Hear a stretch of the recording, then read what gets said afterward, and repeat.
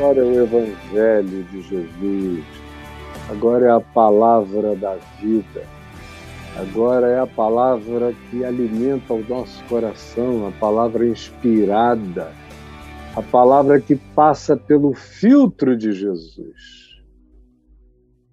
E eu vou ler com você aqui no profeta Jeremias, no capítulo 20, do verso 7 ao verso 13, com uma afirmação para você pensar, considerar, refletir, que diz: quando a sua vida se transforma em profecia. Isso pode acontecer de duas maneiras. A primeira e trágica forma, que a gente vê com uma frequência enorme, é quando a vida se transforma numa profecia negativa. A gente viola, a gente transgride, a gente quebra princípios, a gente vive sem amor, a gente opta pela vingança, a gente escolhe os instrumentos da violência, a gente faz opção pela língua ferina, perversa, provocativa, a gente opta pelo bullying dos outros, a gente escolhe o lado pior da sociedade, o lado da raiva, o lado do ódio, o lado dos antagonismos perenes, o lado persecutório, o lado onde a liberdade é relativizada, e aí a gente segue. A gente vai para uma igreja que promete que quem frequenta ali tem uma proteção especial se der dinheiro, se entrar nas campanhas, se não faltar a nada, se mostrar para Deus pelo menos uma vez na semana, batendo ponto: ó, tô aqui, tá? Senão ele não fica sabendo quem você é. E aí, depois, não sabe por que a sua vida não foi a lugar nenhum, porque você continuou um nanico, porque até mesmo, muitas vezes, você piorou depois do tal de Deus na sua vida do que antes, quando você era só você. Por pior que fosse, às vezes era menos ruim do que o que aconteceu depois, porque antes, pelo menos, você e seu marido se davam mais ou menos. Agora, você ficou tão superior moralmente, ou ele, e que um olha para o outro julgando para baixo. Os filhos romperam o diálogo porque você ficou insuportável, fanático, fanática, duro, empedernido, carrancudo, cheio de juízo no olhar. E aí, você é uma profecia ambulante das coisas ruins. Você aprendeu a pagar o mal com o mal. Você que antes gostava de todos os seus vizinhos, agora não gosta de mais ninguém, porque não tem nenhum crente que frequente a sua igreja aí na sua rua, ou então eles vão a grupos diferentes, você fecha a cara, você não é mais o mesmo, você é emburrado, agora você anda com um biblão no peito, quase que assustadora e terrivelmente crente, apavorando todo mundo, com um juízo escrito na testa. Você se transformou numa profecia negativa. Você vive contra o Evangelho, vive contra a graça de Deus, vive contra o perdão, vive contra a compaixão. Você acha que misericórdia é coisa de crente fraco. Você é daquele tipo turrão, durão, e que se inspira em Moisés, nas tábuas de pedra. Você não tem nada a ver com Jesus, não parece com Jesus. A tua cara não parece nem com as costas de Jesus. Assim você se torna uma profecia negativa. E você anda contra o Evangelho. Não é uma boa coisa viver contra o Evangelho. Por mais que você vive em favor de Moisés, de Elias, de fogo do céu, do Velho Testamento, Não é bom viver, todavia, contra Jesus. Porque você vive sem graça, graça que é favor imerecido, vive sem o calor do amor de Deus, vive sem aquela fé que te ensina a seguir adiante, com sucesso ou sem sucesso, com tribulação ou sem tribulação. Você desaprende a firmeza, você só crê que Deus estará com você se você comprar favores e barganhas divinas. Você dá soco em ponta de faca. Jesus disse que é para perdoar sempre, que é para ter compaixão, mas você não tem nunca. Ele disse que é para não ficar jogando pérolas aos porcos, mas você discute, briga, odeia, enche a boca de torpeza, de ódio e vai adiante e quer que a vida seja amor, que a família seja feliz, que o teu coração seja paz, mas você é uma profecia do mal. Você é uma palavra do erro. Você é o que ninguém que conhece a Jesus deveria ser. Ou você pode ser uma profecia do bem, uma profecia do amor de Deus, uma profecia da verdade de Deus. E não precisa ser nenhum chato, mas se prepare, porque mesmo andando na maior mansidão e amor e graça e misericórdia e compaixão, você vai ser julgado, você vai ser evitado, não vão querer você nas fotografias, vão achar que o seu projeto de vida é elevado demais, é radical demais, porque faz um convite a uma existência que pareça com a de Jesus, porque você tem como única e suprema ambição na vida se tornar um pequeno Cristo, um pequeno Jesusinho, andando por esse mundo, distribuindo graça, conforme o dom de Deus na sua vida. E aí tem muita gente que não gosta disso. Se você fosse um tosco, um ogro, um histriônico, um gritalhão, um histérico, com uma fé de arroubos falsos, só de garganta e de gogó, você ia ser aplaudido. Mas como você é calmo, é tranquilo, é silencioso, é misericordioso, é inclusivo, é pacificador, é manso, é humilde de espírito, ouve, não tem pressa em sair dando respostas para ninguém, ganha primeiro o direito de ser ouvido, a partir do passar do tempo e da verificação de outros a respeito de quem é você, do seu coração, do seu amor, da sua atitude, da sua perseverança, do seu acolhimento. É só depois disso que você não precisa mais nem levantar a mão para falar. Todo mundo quer saber quem é você, o que você diz, o que você pensa, como você vive. Porque você é uma profecia ambulante. Ou como Paulo disse em 2 aos Coríntios, no capítulo 3, você se transforma numa carta viva. Numa carta viva do amor de Deus, escrita, lida por todos os homens, escrita pelo Evangelho, pelo Espírito Santo, pela palavra aprendida e ensinada, a palavra correspondente ao Evangelho de Jesus. Essa palavra que é lida. Onde você vai, não precisa nem abrir a boca.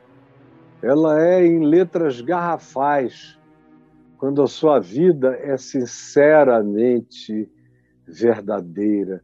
Não há quem não perceba a profecia viva na qual você se tornou, a profecia que você é. É o caso aqui de Jeremias, nesse capítulo 20, quando ele explicitamente fala dele próprio, que vinha sendo acusado pela religião de Israel de ser um traidor. Traidor do povo de Israel, era assim que ele era chamado. Por quê? Porque ele via que os sacerdotes eram todos uns corruptos, que viviam de explorar o povo, de explorar os dízimos, as ofertas, as melhores comidas, separarem para eles das ofertas dadas ao templo os melhores valores. Quando alguém dava uma joia, um bem, um recurso, alguma coisa, eles botavam lá uma grana, uma merreca que não valia nada e tomavam posse daquela propriedade ou daquele bem valiosíssimo. Eram os exploradores, mentiam.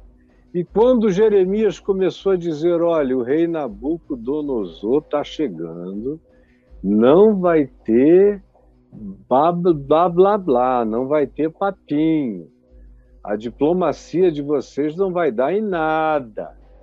Ele vai cercar, vai sitiar, vocês vão passar fome, vai ter gente aqui comendo até os filhos, cozinhando os filhos para comer num panelão, como aconteceu não só no cerco de Nabucodonosor, mas de vários outros cercos, em várias cidades da terra, inclusive em Jerusalém, como aconteceu no ano 70, quando o general Tito cercou e a fome foi tomando conta do lugar. Depois de algum tempo, eles estavam cozinhando os seus filhos para comerem na panelada de filhos. E eu não estou dizendo nada novo. Só é novo para quem nem a Bíblia lê, e muito menos a história universal, porque essa é uma situação que foi recorrente na história humana. Então, Jeremias dizendo, vai ficar horrível. E eles diziam que nada, você não sabe de nada, cala a boca. Nós temos os nossos profetas. Eles garantem que o sucesso está garantido. Eles vêm aqui e falam o que nós queremos ouvir. E nós queremos ouvir isso porque essa é a boa palavra de Deus para nós. Nos anima, nos alegra, nos faz continuar vivendo na tranquilidade que nós estamos vivendo. E Jeremias dizia, não será assim. Os profetas de vocês são comprados, são corruptos, são mentirosos, são interesseiros, se aproximam do poder para meter a mão nos privilégios e nas granas, como é hoje, como sempre foi, nunca deixou de ser e nunca deixará de ser. O poder político sempre se alimenta de falsos profetas, do princípio ao fim do mundo. É o que diz o Apocalipse no capítulo 12, no capítulo 13, e é o que diz o jornal de hoje, é o que diz o que acontece entre nós, é o que diz o que acontece no mundo inteiro, só não enxerga quem quer, quem não quer. E Jeremias foi sendo exilado, foi posto em ostracismo, perseguido, atolado na lama dias e dias, se encheu de frieira, de fungo no corpo, quase morre de fraqueza, e naquela lama até o talo. Depois foi tirado de lá e teve que se refugiar no deserto, por um grupo de pessoinhas que levavam comida a ele, numa solidão danada. Ele que disse, quando Deus o chamou, ele disse, eu não tenho estrutura para isso, eu sou um cara melancólico, eu sou um sujeito que tem um espírito sem muita euforia, eu não sou eufórico, eu não sou um homem de gargalhadas, eu não sei contar piada, eu não sou um sujeito empolgante, ao contrário, eu sou sensível demais. Em mim tudo dói. E na minha natureza escreve mais poesias de lamento do que poemas de amor romântico, porque a minha alma tem um nervo exposto. Eu sofro de uma hipersensibilidade Além do que, eu me considero completamente imaturo para essa tarefa. Eu sou como uma criança quando eu me comparo com os profetas que tu já escolheste, homens rijos, fortes, veementes, intensos, inabaláveis. E eu estou aqui. Eu sou o mais fraco de todos os que tu já chamaste.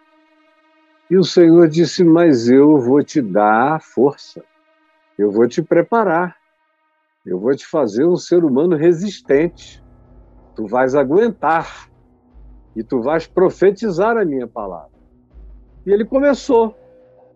E logo de cara, a profecia que ele trouxe era de uma dureza danada. O que ele tinha de melancolia, ele tinha de causticidade. Era até poética a profecia, mas era cáustica.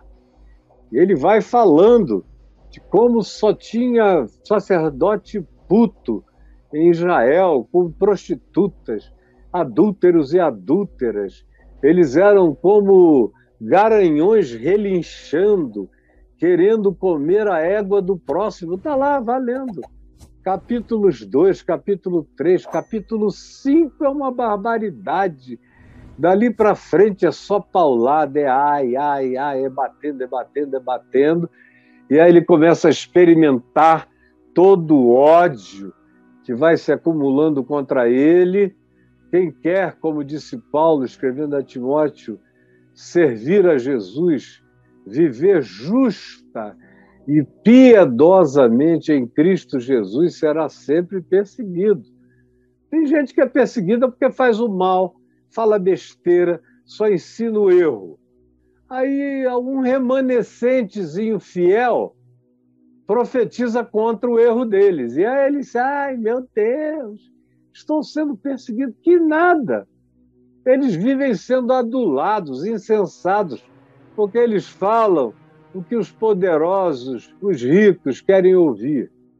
Mas quando há um profeta falando a palavra, aí a maioria se dói, se zanga, proíbe os outros de ouvirem-no, dizem que quem ouve aquela pessoa vai para o inferno, está ouvindo blasfêmia. Eu sei o que é isso nos últimos 25 anos. Nos primeiros 25 anos da minha vida, eu não era um falso profeta. Pregava o evangelho de Jesus.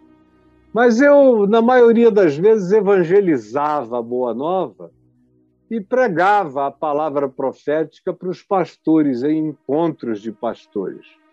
Mas na televisão eu só pregava aquilo que convertia pessoas a Cristo. E no fim eu dizia, procure a igreja evangélica mais próxima da sua casa. Então, mesmo descendo o pau na pastorada, nos eventos para pastores, eles ficavam numa alegria, porque todo domingo chegavam 5, 8, 9, 10 pessoas na igreja do cara dizendo, eu vim aqui porque o reverendo Caio me falou para vir. E as igrejas do Brasil inteiro receberam gente, porque eu falava na Globo, na Manchete, na Bandeirantes, no SBT, na CNT, em tudo que era TV eu tinha programas espalhados para todo lado, alguns de 4, 5 horas de duração.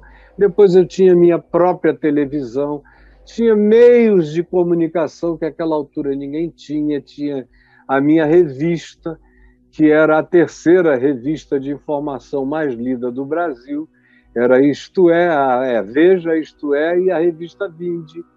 Pois bem, tinha uma máquina de divulgação e eu mandava para todos os lugares.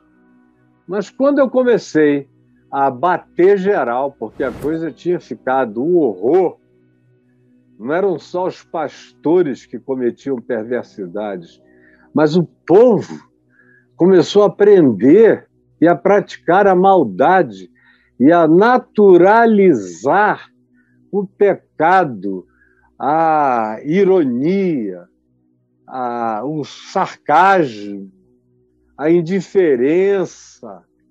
Começaram a viver de fantasias e a abdicarem da verdade, como diz Paulo em Romanos, capítulo 1, Verso 16, trocaram a verdade pela mentira. Quando isso foi ficando assim, e eu fui falando a palavra profética para todo mundo, aí eu fui sentindo, muito antes de me divorciar. E o divórcio que mais fez mal foi quando eu me divorciei da igreja, instituição evangélica, e anunciei para todo mundo que para ser evangélico eu tinha que me afastar da igreja evangélica, a fim de parecer com o evangelho, porque ali dentro eu acabava ficando com a cara daquela coisa que não tinha nada a ver com o evangelho de Jesus, conforme se demonstra todos os dias, e até os cegos veem, menos os que determinam cegueira de escolha, cegueira seletiva e surdez seletiva, para não verem e não ouvirem a verdade. Aí Jeremias já está aqui num tempo da vida dele em que ele diz que o Senhor é terror por todos os lados e que as pessoas saibam que Babilônia virá, vai saquear, vai roubar os tesouros preciosos, todos os tesouros dos reis de Judá serão entregues nas mãos dos inimigos, os quais hão de saqueá-los, tomá-los e levá-los à Babilônia. E ele continua dizendo todas essas coisas e profetizando contra os que falavam profecias falsas, como Pazur e todos os outros moradores daquela região e da corte. Ele diz, vocês irão para o cativeiro em Babilônia, onde vocês vão morrer, vocês vão ser sepultados num chão estranho, morrerão lá todos os amigos de vocês, aos quais vocês profetizaram falsamente e divulgaram mentiras e corromperam até os que ainda não tinham se corrompido. Aí Jeremias abre o coração, ele fala da alma dele. E aqui ele fala com Deus. Olha só o que ele fala com Deus. Ele diz, persuadiste-me, Senhor. Tem uma versão antiga que diz, seduziste-me, Senhor. Porque ele foi seduzido pelo amor de Deus. Ele ficou apaixonado por Deus. No início ele tinha pavor, agora não tinha mais ninguém que o tirasse da tarefa e da missão, ninguém. Nem antagonismo algum, nem blasfêmia alguma, nem poder algum, nada. Tu me seduziste, ó Deus, o teu amor me persuadiu. E eu, persuadido, fiquei. Tu me seduziste, que eu fiquei seduzido. Mais forte fostes do que eu. Eu não queria, mas tu prevaleceste. O teu amor me dominou. Era tão mais fácil se eu vivesse uma vida de boca fechada, dizendo só a média ponderada do que o povo quer ouvir, mas não. Tu prevaleceste e eu me rendi, eu fiquei persuadido e eu não tenho volta. Por isso é que eu sirvo de escárnio. Todo dia tem gentes e grupos escarnecendo de mim. Cada um deles zomba de mim, fazem troça de mim, brincam de mim, desejam mal a mim. Porque sempre que eu falo, eu tenho de gritar e clamar a tua palavra todo dia. Eu, às vezes, tento trazer um outro assunto e não consigo. Eu tenho que gritar violência e destruição, porque é isso que eles estão semeando. Por isso eu não consigo mudar de assunto. Eu tenho que falar disso porque é nisso que eles se meteram e é isso que eles vão receber como troco. já começam a receber. O cerco começa a acontecer. Porque a palavra do Senhor se me tornou um opróbrio. Eu prego a tua palavra contra mim mesmo.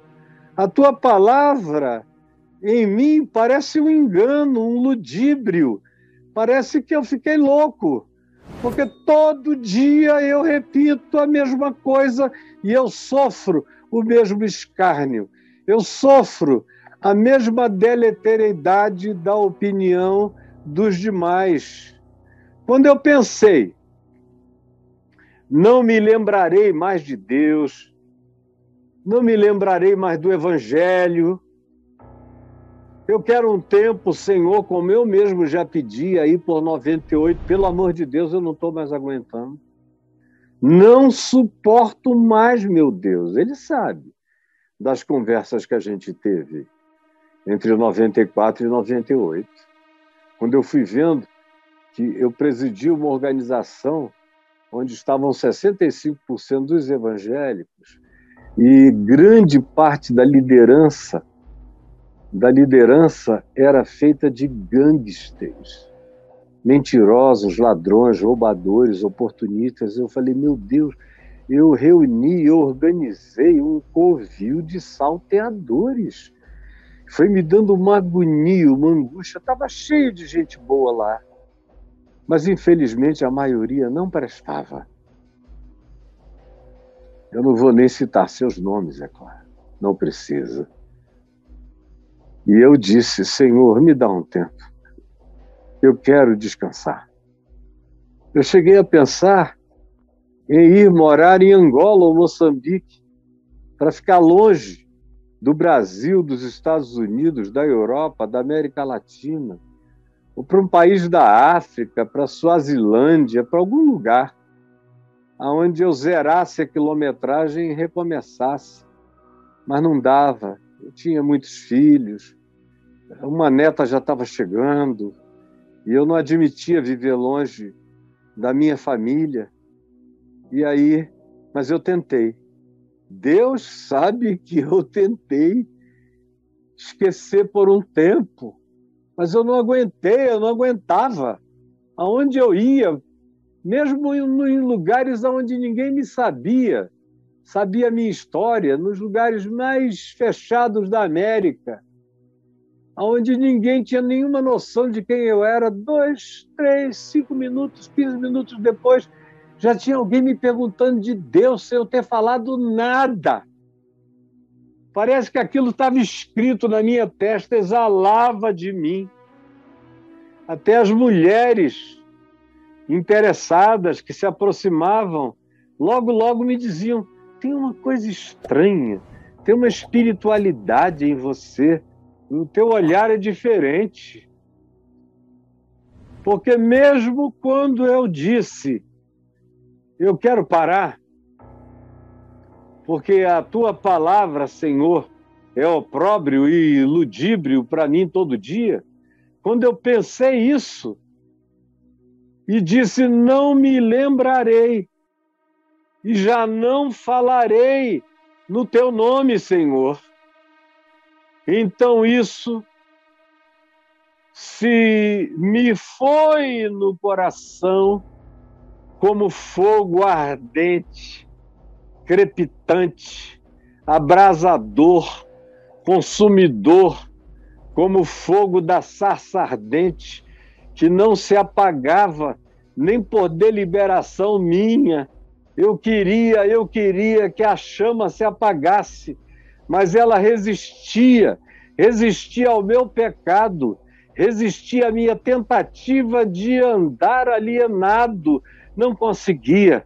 Aquela queimação, aquela paixão, aquela ardência, aquela palavra me ferira, a patada do leão de Judá me rasgara todo para sempre. E lá estava eu, encerrado nos meus ossos, preso em mim mesmo, desfalecente de sofrer. Aí eu disse, Senhor, eu não aguento mais. Eu não consigo viver sem a expressão da tua palavra, mesmo que ela me consuma, mesmo que ela me mate, mesmo que ninguém me suporte, mesmo que me deletem, mesmo que acabem comigo, eu não aguento calar a boca. A tua palavra vaza de mim, ela sai de mim. Eu conheço isso pela leitura de Jeremias, mas eu conheço isso da minha vida, com essa mesma ardência, com esse mesmo fogo.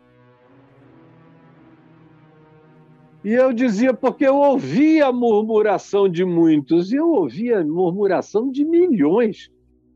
Num certo sentido, eu ouvia a murmuração de milhões de pessoas a mais do que Jeremias, que morava em Jerusalém, só tinha 30 mil pessoas lá.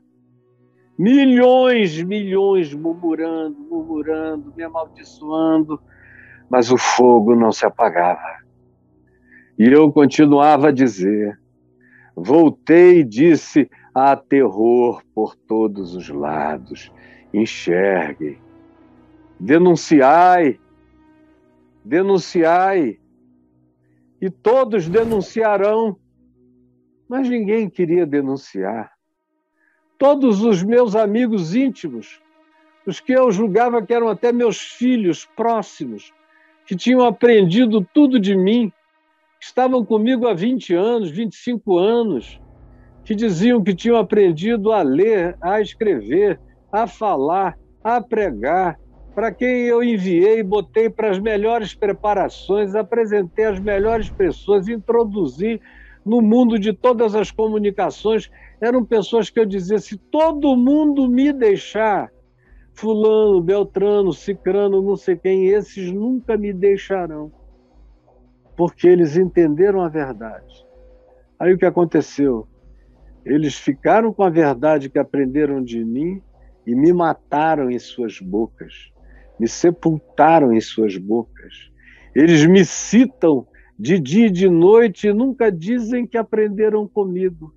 No início eu sofri, logo depois eu me acostumei, porque não há ninguém com mais capacidade de te trair do que aquele que come da tua mesa e molha o pão no teu vinho. E Jeremias sabia disso e aprendeu isso. Todos os meus amigos íntimos, você não tem ideia de quanta gente já se debruçou nesse peito aqui para chorar.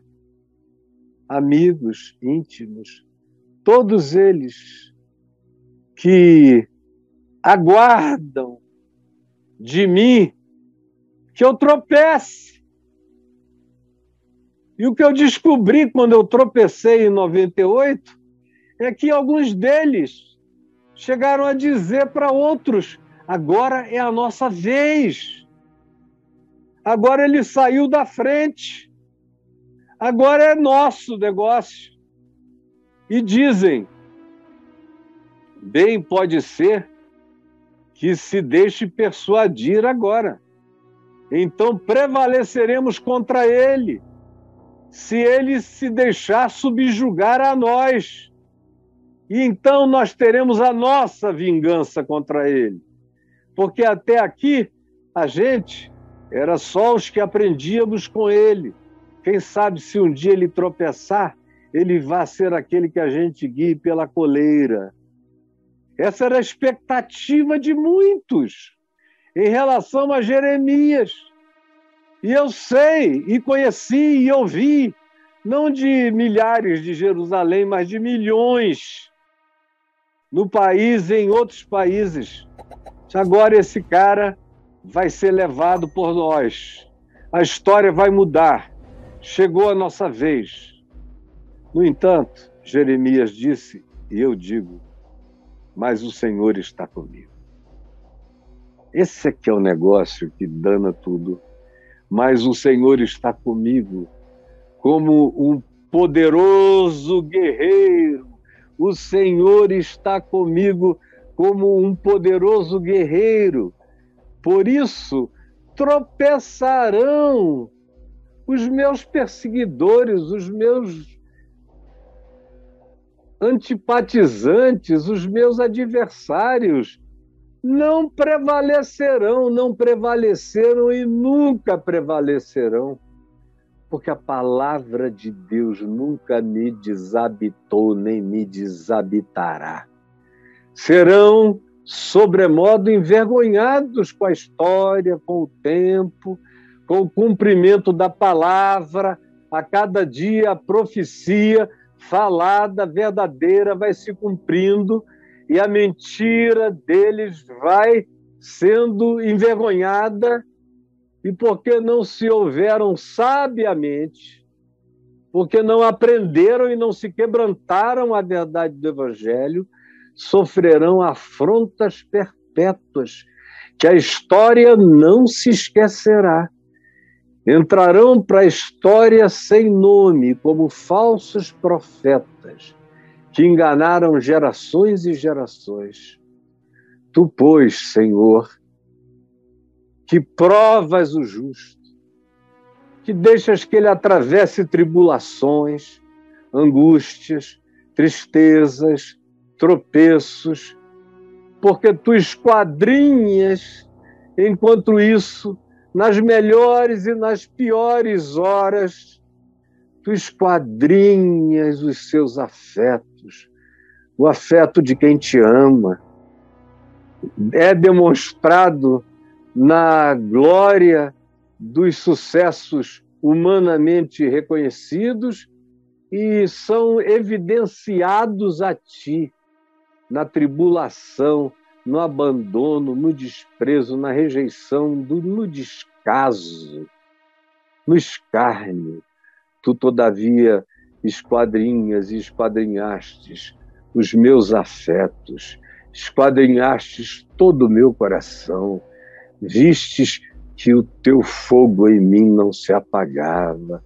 Portanto, permite que eu veja a manifestação da tua justiça e que ela venha contra os falsos profetas, os mentirosos que difamam o Evangelho com as suas vidas, por causa de quem o teu nome é blasfemado no mundo todo dia, e na nossa sociedade o dia inteiro, cada vez mais. Permite que antes que eu morra, eu veja a vitória da verdade contra a mentira, dessa multidão de falsas profecias e de engano, de destruição, que atraem o juízo divino sobre as nossas cabeças. Portanto, você que está aqui comigo, que vem todo dia, preste atenção nesse último verso 13. Cantai ao Senhor, louvai ao Senhor, pois livrou a alma do necessitado da mão dos malfeitores. O necessitado aqui era ele, falando de si mesmo. Ainda todo largado, ainda estava longe de ele ver materializada completamente a palavra e a profecia dele. Chegou um ponto que até o rei Nabucodonosor ficou sabendo que dentro de Judá havia um profeta que era diferente de todos os outros, que diziam aos reis de Judá: não vai acontecer nada, ele tomou todas as outras cidades, mas aqui ele vai esbarrar no poder do Senhor Deus Todo-Poderoso, que está conosco. Tudo mentira. Tudo mentira. Deus virara as costas. O Espírito Santo se fora. Era um tempo Icabode, que significa foi-se a glória de Israel. Como esse é um tempo Icabode, onde toda a glória que um dia pode ter havido em alguns fragmentos de vagalume de testemunho do que a gente, numa pretensão de horizontalidade generalista, chama de igreja. Esse tempo acabou. Ficou só a glória de costas, a glória que se foi. Ficou só a purpurina, ficou só o fogo estranho, ficou só o falso profeta, os falsos profetas e as falsas profecias. Foi isso que restou. Até que chegou o dia em que Jeremias foi validado, vindicado, e a palavra dele foi toda admitida. Toda ela, a tal ponto que a palavra que eles queriam matar e não conseguiram, porque ele tinha sido seduzido pelo amor de Deus, persuadido, tinha sido vencido pelo amor do Espírito de Deus nele, e não parara jamais contra tudo e contra todos, mesmo sozinho, de anunciar a palavra. Chegou o dia em que Israel teve que pegar os rolos dos escritos de Jeremias, do herege, traidor, político, e incluí-la nos livros da revelação, nos livros dos profetas. E Jesus recorre a Jeremias para mostrar o que Jeremias também tinha projetado de luz, como profecias para os dias do Messias. Esse tempo sempre chega. Como eu disse, até Nabucodonosor ouviu dizer que tinha um cara diferente e que dizia que o muro ia cair, que Nabucodonosor ia vencer, não porque Nabucodonosor fosse bom. Ele era perverso, mas os reis de Israel tinham se tornado mais perversos do que a referência secular do ponto de vista político. E o seu coração é do tipo que desiste de tudo? Eu conheço gente que muda de opinião conforme a quantidade de pessoas. Eu vejo gente, não, eu passei a seguir porque tem muito like lá. Tem muito like. Se é uma pessoa que já tem 1 milhão de likes, deve estar falando alguma coisa interessante. Mas se você quiser alguém com muitos likes, quanto mais idiotice você falar, mais likes você terá. Você não tem like é quando você fala a verdade. Você já imaginou Jeremias com muitos likes? Não tinha like nenhum com Jeremias. Oséias, traído pela esposa, no tempo presente. Vocês acham que ele ia bombar na internet, no YouTube, no Instagram, no Facebook, no Twitter? Não ia não, cara. Isaías ia bombar? Amós iria bombar? É só quem não sabe de absolutamente nada. Todos eles morreram morte violenta. Alguns deles, como diz a história de Israel, como Jeremias, como Isaías, foi cerrado pelo meio. Outros foram esquartejados, outros foram apedrejados, outros foram jogados em valas comuns do deserto para que nem se descobrisse aonde estavam os ossos do profeta. Todo profeta foi rejeitado na sua geração, como Jesus diz de si próprio. Nenhum profeta jamais foi bem recebido na sua geração. Se falar a palavra de Deus, aquela geração vai endurecer o coração e vai se abrir como manteiga derretida para a faca do falso profeta. Mas vão endurecer o coração e a cara para toda a palavra da verdade. Você já imaginou? Davi poderia até ter muitos likes. Se a gente lesse os salmos dele, ele poderia até ter muitos likes. Porque ele era um cara que ficava ali no meio do caminho, entre gerações. E tinha muita poesia bonita, tinha muita consolação, mas não tinha aquele tipo de profecia que só passou a existir com a verbalização ampla e fluida e extensa depois dos dias dele. Salomão podia até ter muito like, muita sabedoria, ia ser assim meio Osho de likes. Seria uma figura dessa, de sabedorias que não confrontam exatamente ninguém com uma mudança radical de vida. Agora, os profetas, todos eles iam ter like de alguns poucos. João Batista ia ter like dos seus discípulos. E alguns fariseus iriam dar like lá só para dizerem, olha aí, olha só, odiavam o cara, mas a gente não está tão contra você como você pensa. Mas Jesus fora aquele grupinho de pobres da Galiléia, de gente arrebentada, quebrada, ferrada, excluída, dos leprosos da sociedade.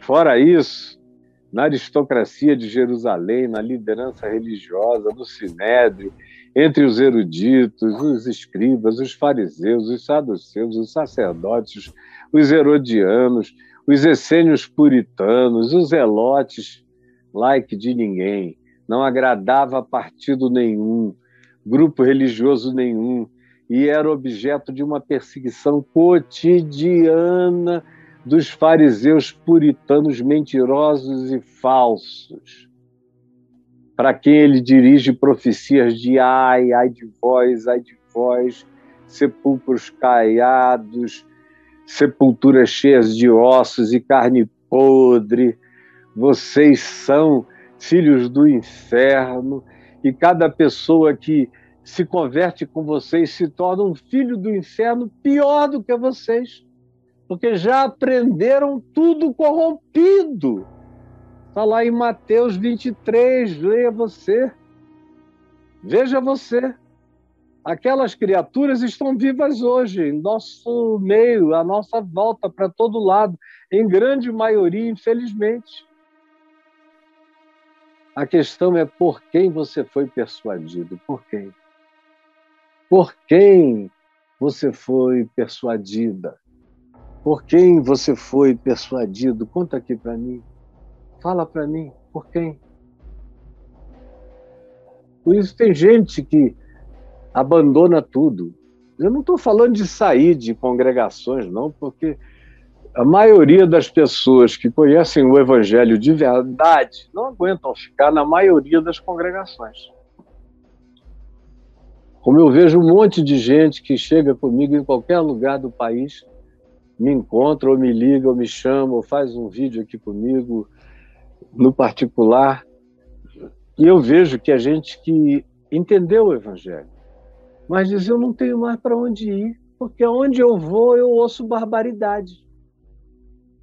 E o único lugar, a única coisa que eu tenho feito para me congregar é reunir alguns amigos em casa e ouvir uma mensagem tua, e depois disso a gente dá a ceia uns para os outros, corta o pão, dá o vinho, oramos juntos, intercedemos uns pelos outros.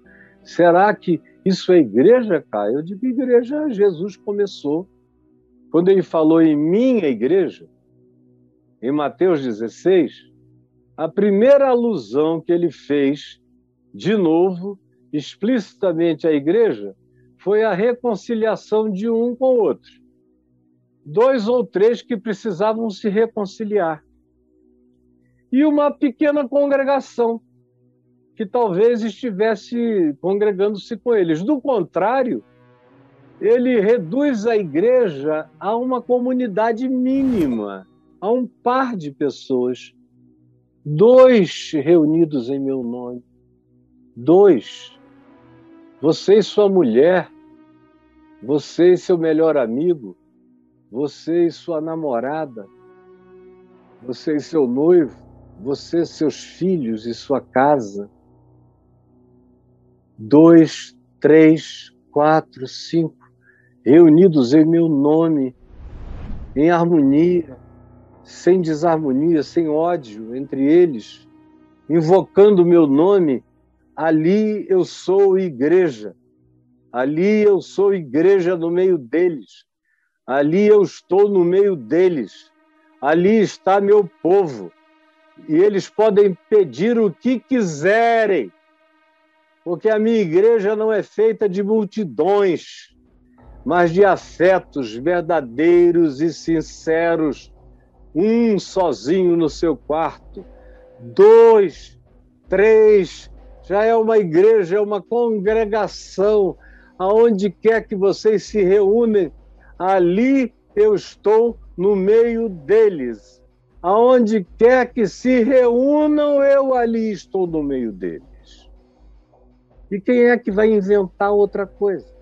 Quem é que vai dizer que a gente precisa de 2.000 para ter uma grande energia vibratória? Só se você virou discípulo de algum guru esotérico. Do contrário, se for de Jesus, um no seu próprio quarto, falando em espírito e em verdade. 2, 3, eu ali estou no meio deles. Mas tem que estar persuadido. Tem que poder aguentar a perseguição, a dificuldade, a rejeição, a restrição, o abandono, uma quantidade de amigos enorme que antes juravam que eram teus irmãos, quando você começou a dizer que as coisas não eram bem daquele jeito, que não era assim, que o evangelho não era assim, que eles estavam sendo discípulos de Moisés ou de qualquer ser primitivo, até de Sansão, os que gostam de encher alguém de cacete, de qualquer um, os que gostam de fazer um voto doido, como Jefité. Mas de Jesus, não. De Jesus, não.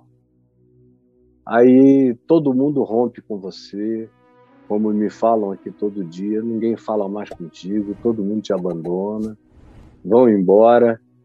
Mas esses 17 milhões que, quando o censo passa, dizem que são evangélicos sem igreja, ou seja, eles dizem que creem no evangelho, mas não frequentam mais nenhuma igreja, são pessoas apenas que não suportaram a heresia.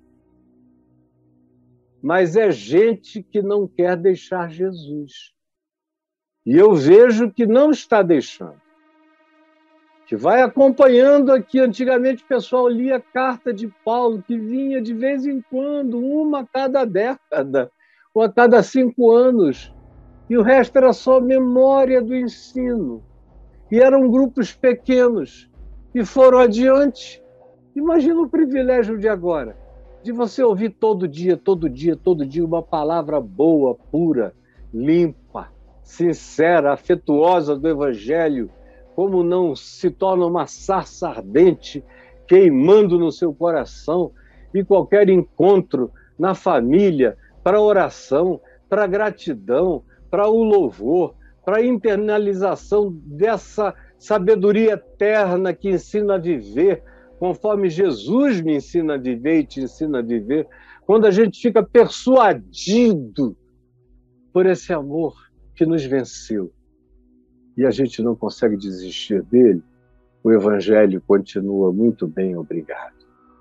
E eu espero que ele continue crescendo no coração de milhões que deixaram a meretriz, que deixaram a Babilônia da mentira espiritual e que estão se reunindo em casa, com família, com um, com outro, com amigos, orando juntos, ouvindo a palavra, crescendo nela, internalizando-a, se apaixonando com um novo vigor, com uma nova alegria, e que dizem: tu me seduziste, Senhor, e eu fiquei seduzido.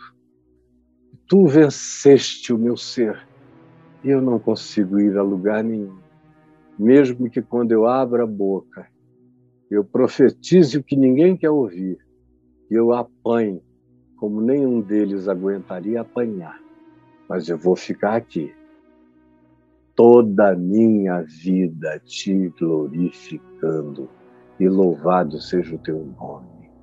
Jesus, que essa palavra da perseverança, do caminho, da verdade, da vida, da conversão da mente, do arrependimento daqueles que engoliram profecias falsas e seguiram a mentira e que estão se convertendo à verdade do ser e trazendo um afeto sincero a Ti, fundado na prática do Evangelho nas suas vidas, que o grupo dessas pessoas cresça, aumente, se aprofunde e que a Tua palavra, o Evangelho, ponha raiz eterna nos seus corações. É o que eu peço, em nome de Jesus. Amém e amém.